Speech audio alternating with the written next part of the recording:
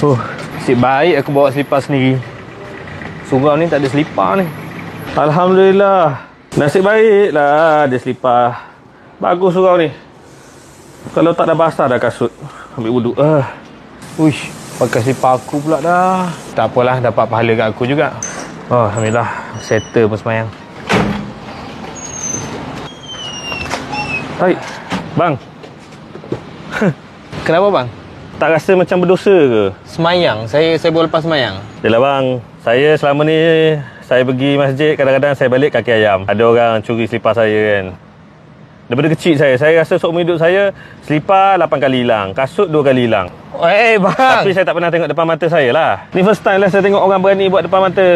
Bang, abang salah faham bang. Surau elok-elok sediakan selipar.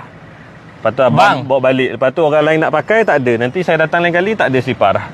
Ni selipar saya bang. Dia macam ni lah bang. Tak semua barang yang kita curi tu jadi milik kita. Kita tak boleh mengaku. Bang, saya beli bang, hacket. Abang ingat selipar surau ke? Keluar. Pulang balik selipar tu. Bang, memang selipar saya bang. Saya tak bawa apa-apa bang. Tak, dia macam ni. Kalau saya curi duit awak, saya boleh kata tu duit saya. Bang, ya Allah. Itu curi. Yang ni memang selipar saya. Dah lah awak curi, lepas tu jadi selipar awak. Tak. Ni selipar surau. Ni selipar saya bang. Kalau betul ni selipar surau bang, saya datang tadi mana? Mana? Kasut saya ke selipar saya mana? Ada situ. Memang ada ni je. Mesti awak pun kena bawa selipar sendiri kan. Lepas tu baru boleh ambil selipar lain kan. Apa benda ambil selipar orang lain pula bang? Kalau awak curi mesti awak ada 2 selipar dah sekarang Saya tak curi lah. Abang tadi pinjam pun tak minta izin. Sorry. Allah malu dah saja macam ni.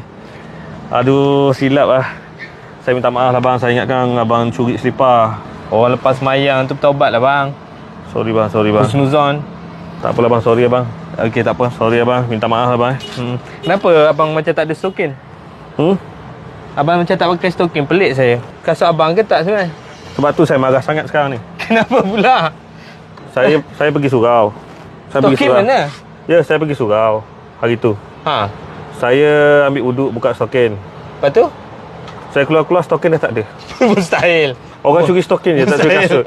Mustahil. Betul. Kenapa awak nak tuduh saya curi kasut pula? Saya tak tahu. Orang curi stokin saya. Tak pernah dalam hidup saya orang curi stokin bang. Kenapa awak tak percayakan saya? Tak adalah abang tuduh saya. Saya pun was-was juga tengok abang. Awak marah-marah ni kenapa? Biasa orang marah ni memang mencuri.